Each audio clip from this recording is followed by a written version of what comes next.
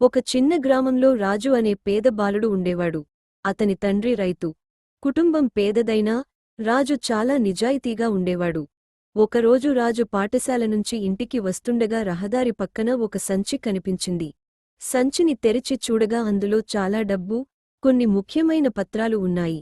రాజు ఆ సంచిని తన దగ్గర ఉంచుకోవచ్చు, కాని అది తనది కాదని తెలుసుకుని యజమానిని వెతకాలని నిర్ణయించుకున్నాడు.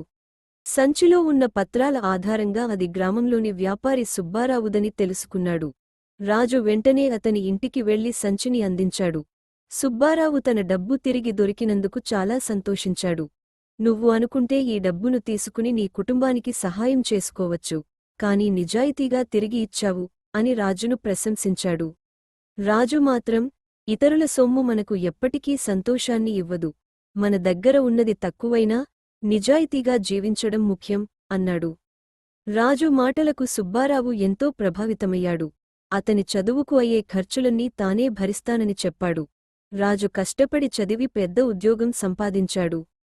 కొన్ని సంవత్సరాల తర్వాత రాజు తన గ్రామానికి తిరిగి వచ్చి పేద పిల్లలకు ఉచితంగా చదువు చెప్పే పాఠశాలను ప్రారంభించాడు. తన జీవితంలో నిజాయితీ చూపిన రోజును ఎప్పటికీ మర్చిపోలేదు.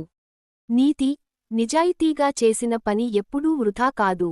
మంచి మనసుతో చేసిన పనికి ఏదో ఒక రూపంలో మంచి ఫలితం తప్పకుండా లభిస్తుంది.